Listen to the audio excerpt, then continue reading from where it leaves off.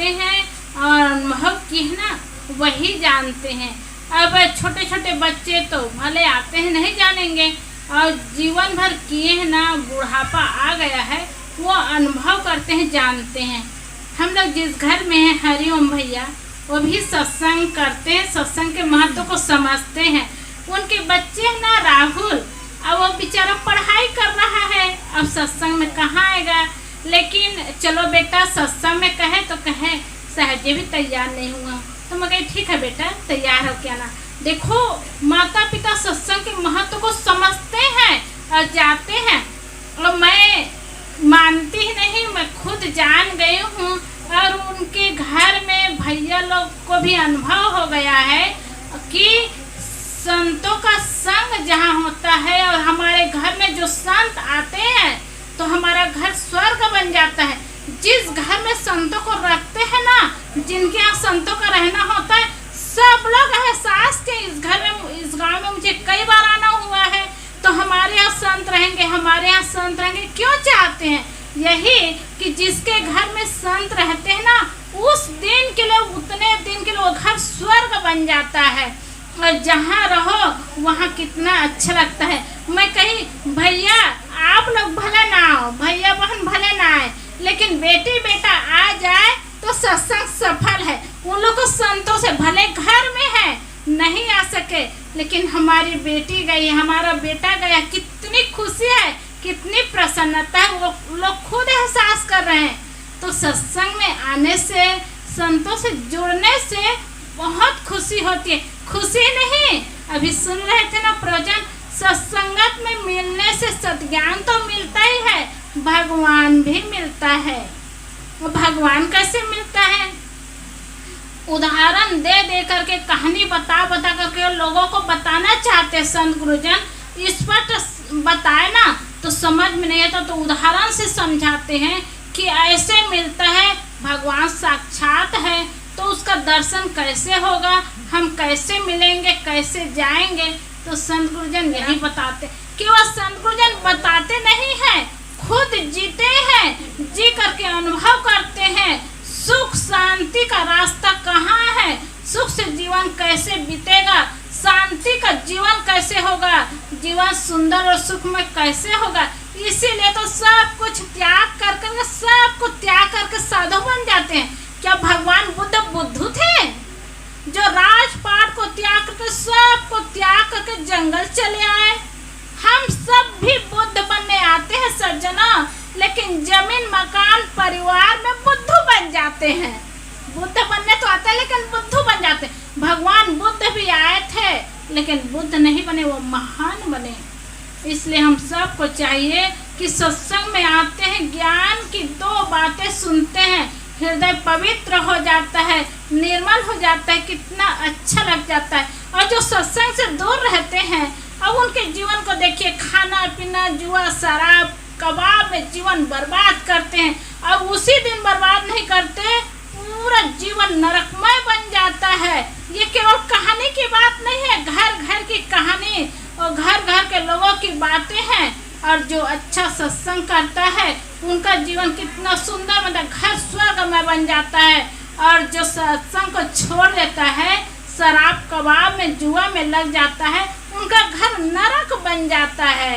तो सज्जनों, सत्संग में आने से क्या नहीं मिलता, इसीलिए तो हम सबको सत्संग में आने की आवश्यकता है।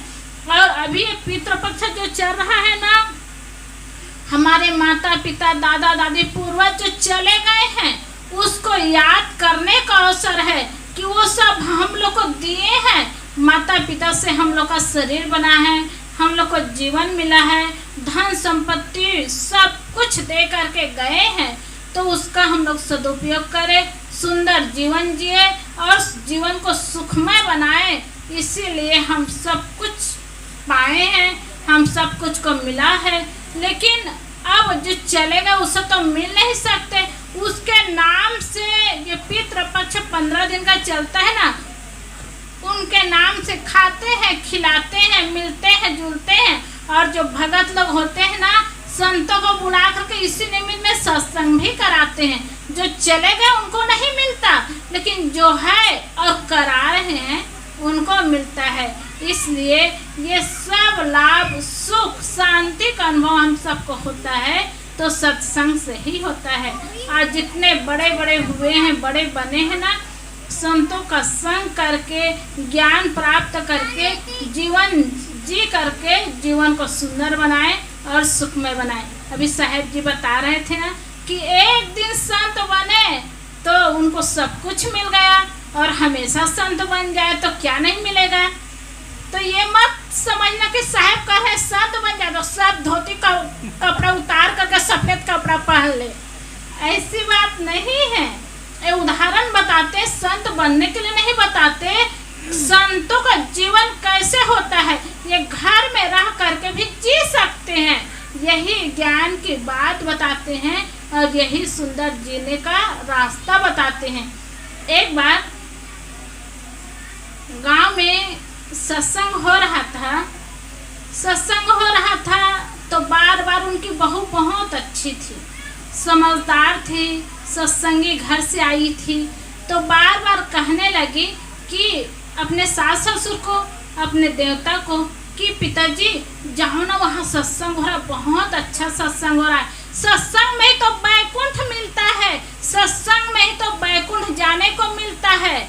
तो उनके ससुर को लगा, अब वो कभी सत्संग में गए नहीं थे, अरे सत्संग में बैकुंठ मिलता है, बैकुंठ जाने को मिलता है, इसका मतलब कहीं विमान आता होगा और विमान से बैठ करके बैकुंठ जाते होंगे। वही उनके मन में, कभी सत्संग में गए ही नहीं थे। तो बार बार कहने लगे पिताजी गांव के लोग सब सत्संग में गए हैं, सत्संग में आप लोग भी जाइए, जाकर के देखिए सत्संग में बैकुंठ मिलता है, सत्संग में बैकुंठ मिलता है। तो उनके मन में हुआ चलो एक बार चले और हम भी बैकुंठ के दर्शन करके आएंगे। उनके मन वही चाहना हो गई। अब गए, घंटा भर सत्संग हुआ। अब घंटा भर सत्संग हुआ ना, जैसे यहाँ हो रहा है वैसे, तो अगल बगल देखने कहीं से विमान आ रहा है क्या, कोई विमान लेकर के आ रहे हैं क्या, बैकुंठ ले जाएंगे करके, कहीं दिखाई नहीं दिया। जैसे तैसे वो बैठे रहे, अब एकदम उदास होकर के तुरंत झड़ से निकले। तो एक व्यक्ति ने पूछा, अरे भाई एकदम तुरंत जा रहे हैं, क्यों जा रहे हैं? तो कहे सत्संग करने आया था, अब मैं जा रहा हूँ। कहे थोड़ा बैठिए। तो कहे नहीं मुझे जाना है, जा रहा हूँ। अब पहले की बात होगी, उधर से नारद जी आ रहे थे ना, एकदम हड़बड़ा करके जा रहे थे। नारद जी ने कहा, अरे कहाँ गए थे, कहाँ जा रहे हो? कहा सत्संग सुनने जा रहा हूँ, मेरी बहू कही थी सत्संग में जाने से बैकुंठ मिलता है, वहाँ एक कप चाय भी नहीं मिला, बैकुंठ क्या मिलेगा? यहाँ तो सत्संग करने आते हैं ना, सुबह के समय में किसी के यहाँ जाओ सुबह शाम तो चाय बना करके देते हैं, अच्छा भी लगता है। अब इतने लोग इस समय कैसे चाय बनाएंगे, लेकिन सुबह के समय तो देते ही हैं। और वहाँ कहने लगे एक कप चाय भी नहीं मिला और बैकुंठ क्या मिलेगा, और विमान भी कैसे आएगा और कहाँ बैकुंठ में जाएंगे। वो नाराज थे। तो सत्संग में क्या मिलता है? मेरी बहू कही बैकुंठ मिलता है, बैकुंठ मिलता है। तो उन्होंने पूछा, अच्छा सत्संग में क्या मिलता है? तो नारद जी ने कहा, देखिए जो ज्ञानी होते हैं ना, डायरेक्ट नहीं बताते, वो घुमा करके बताते हैं या घुमाते हैं, दिखाते हैं। नारद ने कहा, ये ज्ञान तो मुझे भी नहीं है कि सत्संग में क्या मिलता है, बैकुंठ कहाँ मिलता है, कैसे होता है, मुझे तो पता नहीं है। तो चलो ऐसा करते हैं, हम लोग इस प्रश्न का उत्तर जानने के लिए शिव के पास जाते हैं। शिव के पास गए और शिव के पास गए, तो नारद जी ले गए और शिव के पास ले गए। तो पूछे कि कैसे नारद जी यहाँ कैसे आना हुआ, ये कौन है? उन्होंने बताया ये सत्संग करने गया था और बताई इनकी बहू की बैकुंठ मिलता है करके, और लेकिन इनको कुछ नहीं मिला सत्संग में। सत्संग से क्या फायदा होता करके प्रश्न कर रहे हैं। अब आप ही बताइए सत्संग से क्या फायदा होता है? तो शिव जी ने कहा, इसका उत्तर तो मुझे भी पता नहीं है कि सत्संग से क्या मिलता है। तो कहते चलो हम लोग ब्रह्मा के पास जाएंगे। अब ब्रह्मा के पास गए, शिव गए, नारद जी गए और व्यक्ति गए। तीनों गए ब्रह्मा जी के पास और बंदगी किए, और बंदगी करने के बाद बताए सब कि कैसे आना हुआ, कहाँ से आना हुआ। तो बताया, देखो ये सत्संग करने गया था। नारद जी ने बताया कि ये सत्संग करने गया था। इनका प्रश्न है कि सत्संग से क्या मिलता है।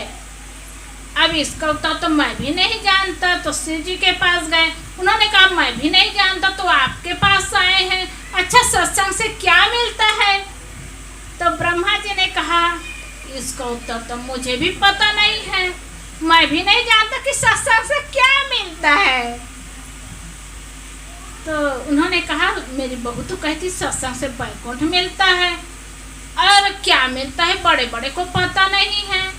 तो उन्होंने कहा, ब्रह्मा जी ने कहा अच्छा चलो विष्णु के पास जाएंगे, भगवान विष्णु ही बता सकते इनको उत्तर कि सत्संग से क्या मिलता है। अब सब ब्रह्मा गए, शिव गए और नारद जी गए, और व्यक्ति सब लोग भगवान विष्णु के पास गए। भगवान विष्णु के पास बैठे सब लोग, और चर्चा हुई तो बताए, वो व्यक्ति बताए कि मेरी बहू कहती है कि सत्संग से वैकुंठ मिलता है, सत्संग से क्या मिलता है। तो भगवान विष्णु ने कहा अच्छा आप कहाँ आए हैं? तो व्यक्ति कहता है इसी प्रश्न के उत्तर ढूंढने के लिए तो मैं आया हूँ इस स्वर्गलोक में। तो शिव के पास गया, उनको भी उत्तर पता नहीं, ब्रह्मा के पास गए, उनको भी पता नहीं, आपके पास आया हूँ। तो भगवान विष्णु ने कहा ये कहाँ है? तो कहा ये तो आपके पास है, आपका स्वर्ग है, और कहाँ है? तो उन्होंने कहा क्या ये आपका बाप का घर है? यही तो वैकुंठ है, और ये वैकुंठ ही में आए हो, इसका कारण क्या है? अगर सत्संग में ना आते तो वैकुंठ तक ना आ पाते, और सब भगवान का दर्शन हो रहा है, ब्रह्मा विष्णु महेश का दर्शन हो रहा है। वैकुंठ में आज सत्संग से ही तो आए हो, और सत्संग में ना आते तो क्या ऐसा मिलता? कुछ नहीं मिलता। तो विष्णु ने डांट कर कहा क्या ये आपके बाप का घर है? कितना कठोर शब्द, लेकिन ज्ञान सही। सत्संग से वैकुंठ मिलता है कहो ना, तो लोग अनुमान लगाते हैं क्या विमान लेकर के आते हैं भगवान, वैकुंठ में जाने को स्वर्ग में मिलेगा। अभी बताते हैं ऊपर गए हैं आकाश में, एक देवी लक्ष्मी अंतरिक्ष में गई है और पूरा खोज करने के लिए गई है, तो आ नहीं पा रही है। अब पता नहीं वो आ पाएगी कि नहीं आ पाएगी। कैसे वैज्ञानिक होते हैं, वहां तक कोई जाते हैं, कोई आ ही नहीं पाते। एक लड़की तो शुरू से अभी 30 साल की हो गई है, कहते हैं अंतरिक्ष में जाने के लिए, और बता रहे हैं कि वो आ भी नहीं पाएगी और बता नहीं पाएगी, लेकिन कंप्यूटर से पूरा जहाँ जहाँ जाएगी पूरा वैज्ञानिक जान जाएंगे। मतलब वहाँ क्या है, कैसे है, क्या क्या चीज है, सब कुछ वैज्ञानिक जान जाएंगे। मतलब इतना दूर तक जाने वाले वैज्ञानिक, सब कुछ करने वाले वैज्ञानिक, भीतर की बात भी जानने वाले वैज्ञानिक, लेकिन भगवान कहाँ है, भगवान क्या है, भगवान कैसे पाएंगे, ये सब चीज का ज्ञान ये संतों के पास होता है। इसीलिए तो कहते हैं ना, सत्संग में आओ तो सही ज्ञान मिलता है, जीवन जीने की कला मिलती है, जीवन का रास्ता मिलता है। और सत्संग से दूर हो जाओ तो पशु की तरह खाना और सोना जीवन इसी में बीत जाता है। इसलिए हम सब सौभाग्यशाली हैं। बड़े बड़े वेदों में, पुराणों में, गीता में, उपनिषद में, सब ग्रंथों में बताते हैं कि मनुष्य तन पाना बड़े सौभाग्य की बात है। मनुष्य तन पाना क्यों सौभाग्य की बात बताते हैं? इसलिए कि हम खाते हैं, सोते हैं, इसीलिए मनुष्य जीवन में आ करके हम सत्संग कर सकते हैं, भजन कर सकते हैं, भक्ति कर सकते हैं, कल्याण का काम कर सकते हैं। इसलिए मनुष्य का तन पाना बड़े सौभाग्य की बात है। संत गुरु कहते हैं, मानुष तन सद्गुरु मिलन मोक्षम इच्छा होय, दुर्लभ तीनों परम है पाए सुयोग न खोय। मनुष्य तन का पाना, सद्गुरु का पाना और मोक्ष की इच्छा होना ये सौभाग्य से मिलता है। और तीनों ना मिले, तीनों मिल जाए उनका सौभाग्य है। और मनुष्य तन तो पाए हैं लेकिन सद्गुरु नहीं मिला, सद्गुरु को नहीं पाए तो सौभाग्य नहीं हो सकता। सद्गुरु भी पाए हैं लेकिन कल्याण की इच्छा हो तब ये सौभाग्य जीवन होता है। तो हम लोग को चाहिए, इतना सुंदर जीवन मिला है, सौभाग्यशाली जीवन में आकर के जीवन को सफल बनाए, सुंदर बनाए, सुखद बनाए, ये जीवन की सफलता है। किसी किसी को ना बहुत कहना पड़ता है परिवार में, जाना वहाँ सत्संग हो रहा है, जाना वहाँ सत्संग हो रहा है, मुश्किल से पैर उठता है, मुश्किल से आते हैं। अब उसमें रस खोजेंगे, अब गाना बजाना नाचना तो कहाँ मिलेगा। सत्संग में ज्ञान की बातें होती है और ये नहीं मिलता तो आदमी उबते हैं। अरे ज्ञान की बातें मिलती, उसमें डुबकी लगाओ, सत्संग में कितना सुख मिलता है। क्या घर परिवार छोड़ करके आने से क्या जीवन दुखमय थोड़े है। हम लोग को सुख और शांति का अनुभव होता है। क्यों होता है? संतों के बताए ज्ञान को पा करके, जीवन जीने की कला सीख करके जीवन सुंदर होता है, जीवन सुखमय होता है। और जो सत्संग में डूबे ही नहीं ना, उसको कई बार कितना बार कहो सत्संग में चलो अच्छा लगता है तो उबते हैं, परेशान होते हैं। एक बार और एक बहन सत्संगी थी और वो बार बार कहने लगी, तो परिवार अपने पति को, सास को, ससुर को बार बार कहने लगी कि बढ़िया भागवत हो रहा है, बहुत दूर से महात्मा है भागवत करने के लिए, भागवत सुनने जाना चाहिए। सब लोग गए हैं, दूर दूर के लोग भी आए हैं। तो उस दिन वो खुद घर में रहने लगी और सबको भेजी। उनके ससुर भी गए, उनकी सास भी गई और उनके पति भी गए। देखिए सत्संग में भी जाते हैं तो क्या सीख लेकर के आते हैं। अब सत्संग में गए तीनों और भागवत सुने और सुन करके आए तो उनकी बहू पहली बार जब तीनों गए थे ना सत्संग सुनने तो बड़ी खुशी हुई। और खुशी हुई तो उनके मन में ललक हो गया जानने के लिए कि क्या मिला होगा, इनको कैसा लगा होगा। तो पहले अपने ससुर से वो पूछती है, पिताजी आप सत्संग सुनने गए थे तो कैसे लगा? तो उनके ससुर कहते हैं, बेटी मुझे बहुत अच्छा लगा, सत्संग में बहुत अच्छा लगा। उनको खुशी होती है कि देखो सत्संग में इनको अच्छा लगा। तो पूछ लें, अच्छा पिताजी सत्संग में क्या अच्छा लगा? तो उनके ससुर ने कहा, बेटी महाभारत में दुर्योधन की बात बता रहे थे और दुर्योधन अपने भाइयों को एक सुई के नोक भी जमीन देना नहीं चाहते हैं। और सब जानते हैं भागवत में कितनी तपस्या करनी पड़ी पांचों पांडव को, और वो दुर्योधन सुई के नोक के बराबर भी जमीन देना नहीं चाहे। तो उनके ससुर ने कहा, बेटी मुझे दुर्योधन का पार्ट अच्छा लगा। तो उनकी बहू पूछती, बेटी पिताजी अच्छा दुर्योधन का कैसे पार्ट अच्छा लगा? तो कहने लगे, देखो दुर्योधन सुई का नोक भी देना नहीं चाहते हैं, दिए नहीं। और तुम कोई गांव में आते हैं ना, संत आते हैं, तुम दान करती रहती हो, दान करती रहती हो, और मैं ऐसे करने नहीं दूंगा। दुर्योधन से मुझे सीख मिली, एक सुई का नोक भी जो वो भाई को नहीं देना चाहते, हम संतों को, गरीबों को क्यों देना चाहेंगे? अब एक दाना भी अन्न में देने नहीं दूंगा। तब उनके बहुत माथा पकड़ लेते, हे भगवान पहली बार ये सुन सत्संग में गए, क्या सीख लेकर के आ गए।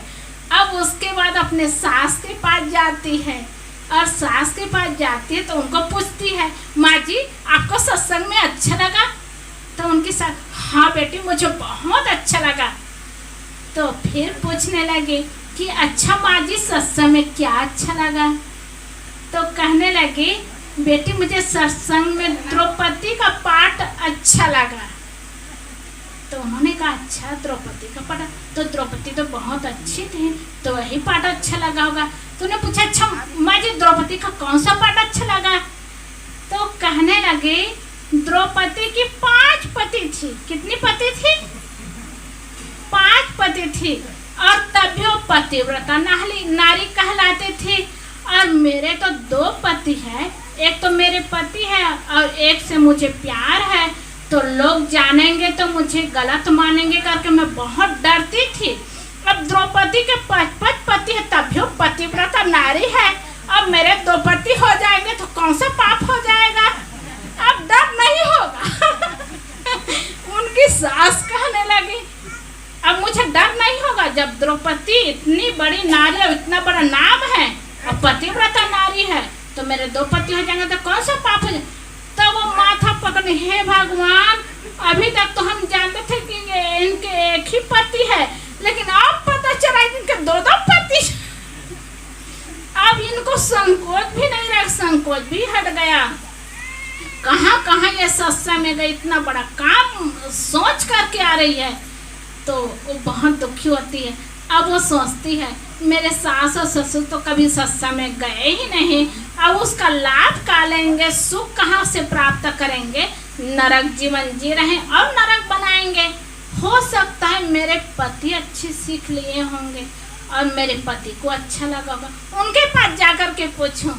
और वो गई और अपने पति के पास पूछने लगी, कैसे जी आपको सत्संग में अच्छा लगा? हाँ मुझे बहुत बहुत अच्छा लगा मुझे। तो उन्होंने कहा अच्छा, सत्संग में आपको क्या अच्छा लगा?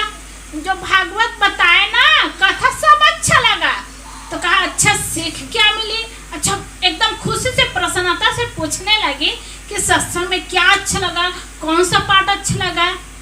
तो उन्होंने कहा, उनके पति ने कहा मुझे युधिष्ठिर का पाठ बहुत ही अच्छा लगा।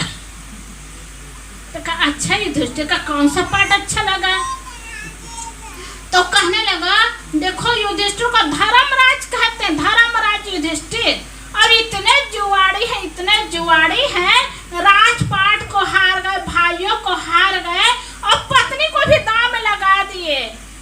अब कभी समय आएगा ना तो मैं डरूंगा नहीं, अब मैं भी पत्नी को दांव में लगा सकता हूँ, ये मुझे हिम्मत हो गई। ऐसा नशा होता है तो आदमी ऐसे खेलते हैं, लेकिन धर्मराज मानते हैं युधिष्ठिर को। तो अब मैं छोटी छोटी बातों में डरता था, अब डर नहीं है, समय आया तो तुमको भी दांव में लगा सकता हूँ।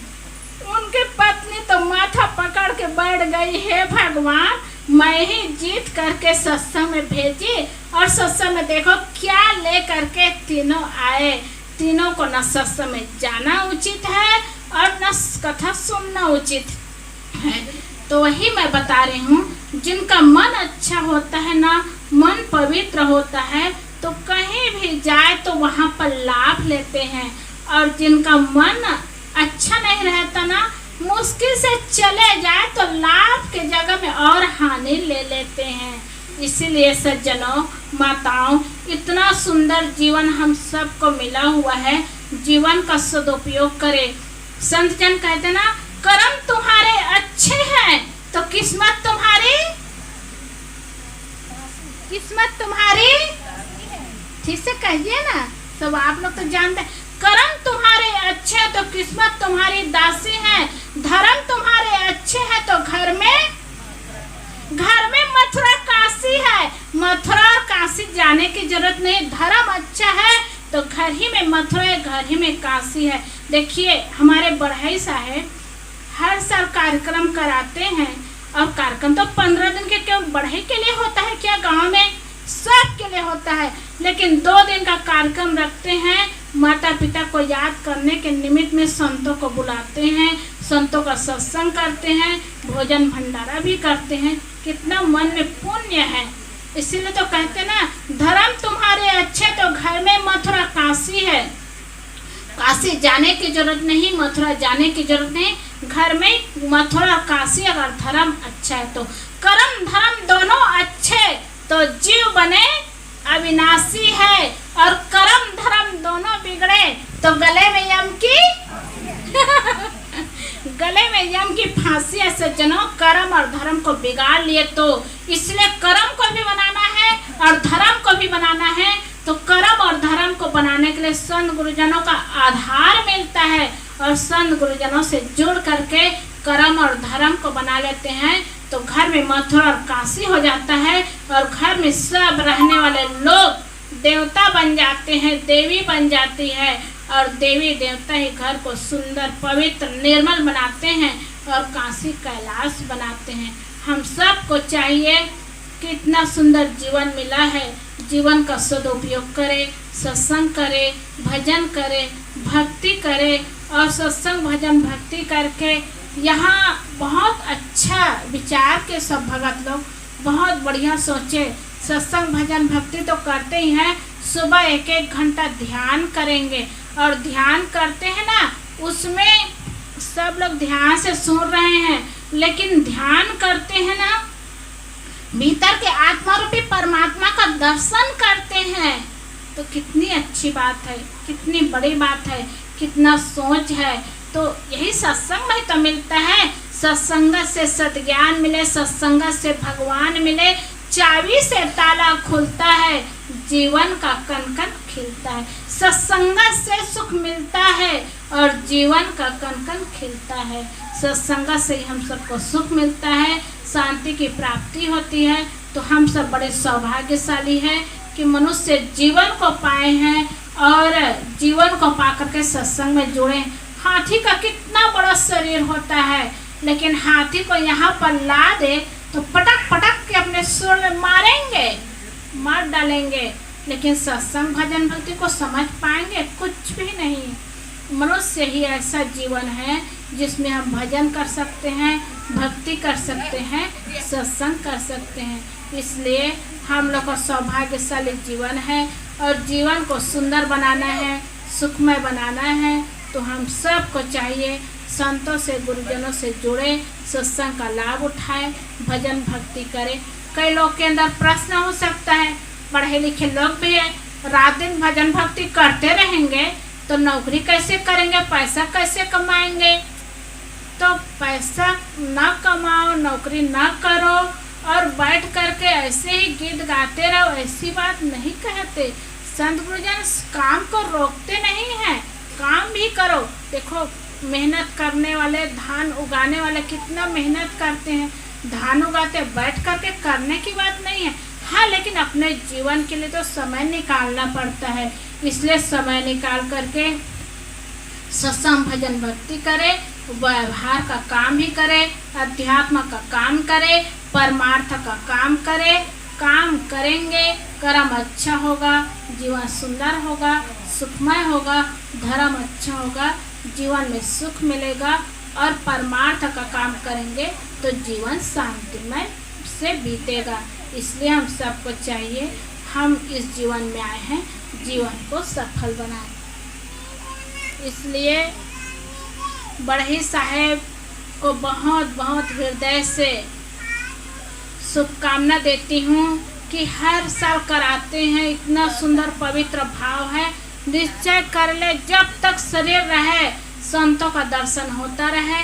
एक बार संतों को बुला करके इस घर में ज्ञान की गंगा बहाती रहूं और ऐसे में ही जीवन सफल होता रहे। यही सोच करके, निश्चय करके ये कराते रहे। आपको बहुत बहुत शुभकामना देते हुए और आप सबको साहेब बंदगी करते हुए अपनी वाणी को विराम करती हूँ। बोलिए सद्गुरुदेव की जय।